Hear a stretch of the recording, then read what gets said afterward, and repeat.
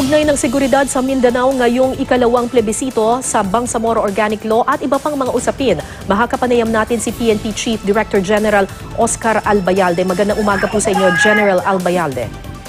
Yes, Kara, magandang umaga din po sa inyo sa ating mga kababayan. Sir, kumusta po ang investigasyon dito po sa tatlong magkakasunod na pagsabog sa Lanao del Norte kagabi? Meron na po ba tayong tinutugis na suspect? Sa ngayon po, nandito nga po ako sa mismong Lanao del Norte ngayon. Dito magaganap na plebiscite ngayon.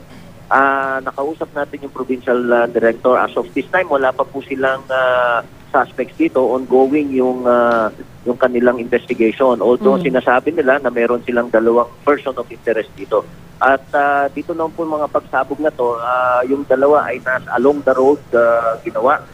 Isang granada nga, yung iba naman na according sa ating EOD ay yung ginagamit sa dynamite fishing.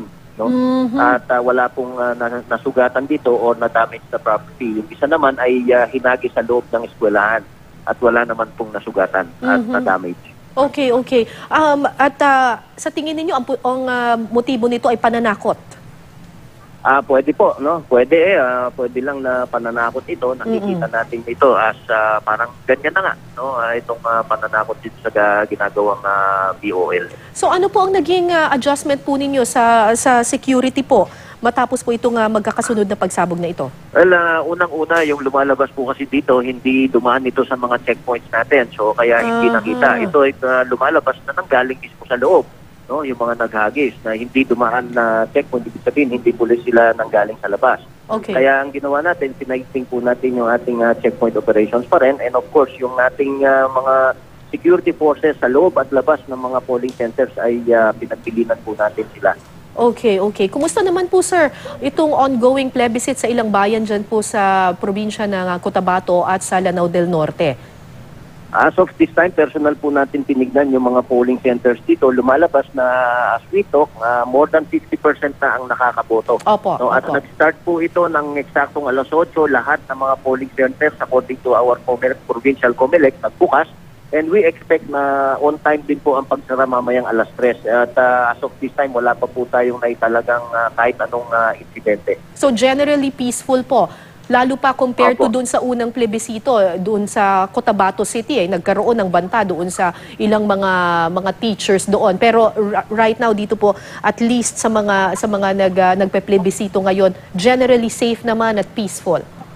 Yes, sa lahat po ng mga polling centers, wala pang nag-quit na mga plebcom o yung mga teachers. No? Although meron po tayong mahigit 200 na naka-standby as plebcom substitute for teachers. Pero as of this time po, everything is peaceful at yung mga teachers natin, yung mga plebcom ay nandun sa kanilang mga polling centers. Okay, pag-usapan naman po natin itong pagpapasabog recently sa Holok Cathedral. Ang sinasabi po ng PNP ay case solve na po ito. Hindi pa case closed pero case solve na. At ang tila lumalabas na teorya ay suicide bombing. So kung suicide bombing po, sir, ang lumalabas na pinakamatingkad na teorya, ano pong naging papel nitong sila alias Kama at yung iba pang mga suspect na tinutugis? Mga accomplices po itong mga to. No? Sila ang nagsundo doon sa suspected na mag-asawang Indonesian.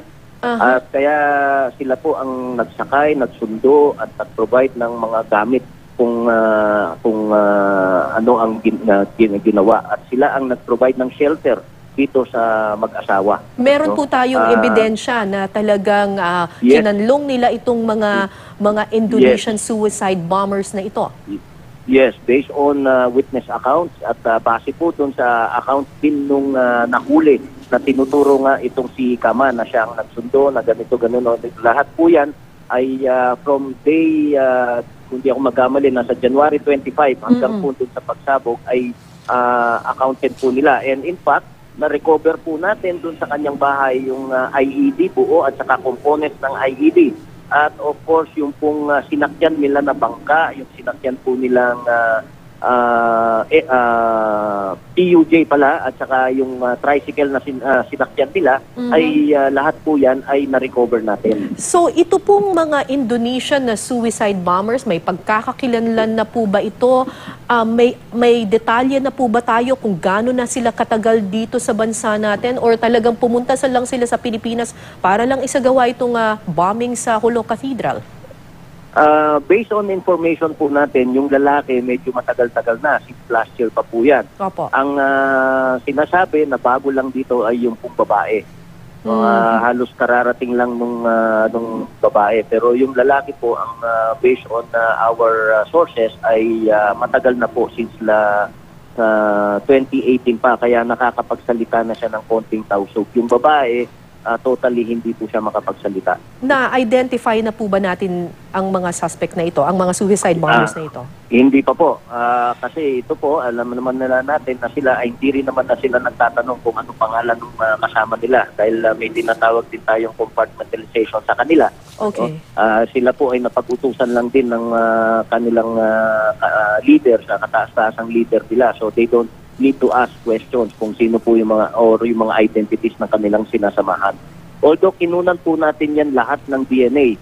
And we hope na from there baka makatulong din po yung Indonesian government sa atin para ma-identify ito. So hindi pa po tapos yung DNA exam, yung DNA test? Hindi pa po. Kara lahat po nung namatay ay DNA natin, all the 23 persons at saka of course meron po tayo kasing nakuhang 2 paris na paa, no, na based naman dun sa mga namatay ay wala naman pong naputulan na kahit anong body parts nila. So meron talagang lumalabas na sumusobra na 2 paris ng paa. Okay. Pero paano po natin nakumpirma na Indonesian talaga itong mga ito? Based on our sources po. Actually, ang sinasabi po kasi nila yung salita. Una, nagbabasa sila dun sa salita. Although ang salita po ng ibang part ng Malaysia at saka Indonesia halos pareho yung mga words ng bahasa Indonesia with us. Based on accounts po yan. Okay. So hindi po dahil sa DNA or whatever test yung basehan kung bakit Indonesian? Tama po yan. Hindi pa po natin ma-ascertain through DNA yan. Okay, I just need to ask you this, sir. Kasi po, sinabi po ni Interior Secretary Eduardo Año na sa palagay niya, tila nagkaroon ng security lapse sa Jolo dahil unang-una na lang po, walang CCTV cameras na nakatutok mismo doon sa katedral or doon sa vicinity ng katedral. To think na yung Jolo Cathedral, this is not the first time na nagkaroon ng ganitong klaseng pambubomba dyan sa katedral na yan. Ano pong reaction ninyo dito, sir? Well, unang-una, yung po kasing cathedral na yan, talagang under threat na. Matagal na pong under threat yan. Remember, even the priest na who is celebrating the same, yung mass na yun is the same priest kung saan po may sumabog way back 2011. Yes. Sa isang church din, dun sa Jolo din. At ito pong church na to, talagang target po yan.